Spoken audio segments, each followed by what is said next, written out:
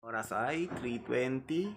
So, ang naisip natin ay merienda dahil kagigising lang.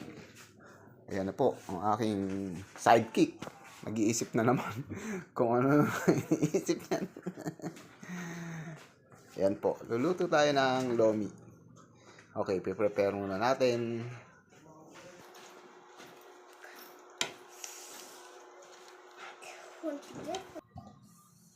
Okay.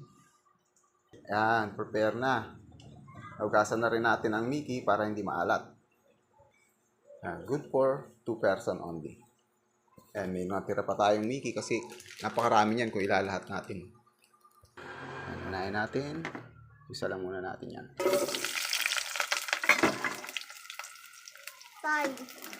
Oh. Ayan, medyo ano na. Okay, lagay mo yung ano.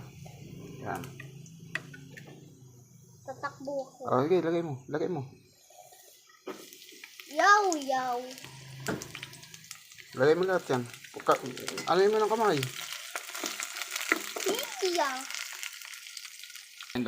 Then, lalagay na natin tong Mickey. Okay na yan. Okay. Yan. Pakukuluin muna natin. Saan natin lalagyan, titimplahan. Ay, hindi natin itlog. Lalagay natin mamaya. Natin yung panimpla. Magic sarap. Konti.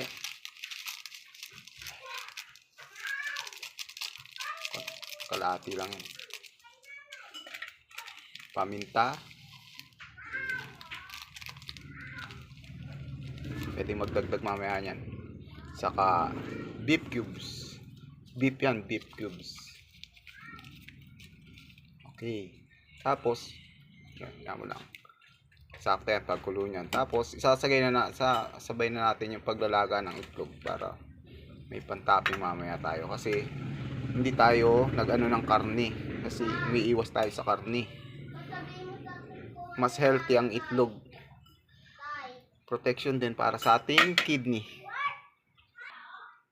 Okay, takluban muna natin para luto. Kailangan luto talaga yung Mickey. Yan.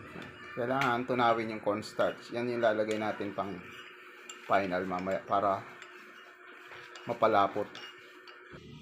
Yan, kumukulo na. Yan, tayo na natin para maayos ang luto ng Mickey. Regular lomi lang yan. Itlog na kinasaw.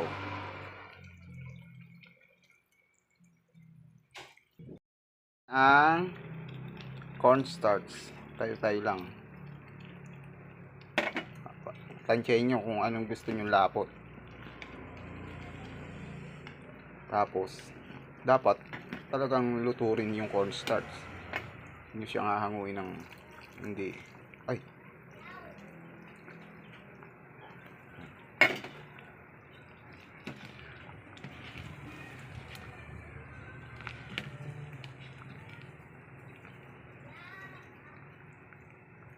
Mamaya hanguin na natin. Naluto na ang cornstarch at ayos na rin ang lapot.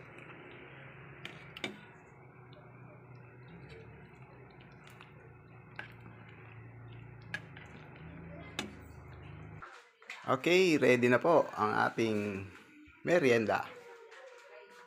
Yan. Regular lomi lang with egg. Okay. Yan. Okay, tiki one time. Yan. Mas maraming sibuyas, mas healthy. Okay. Gusto manghang, ito. Thank you.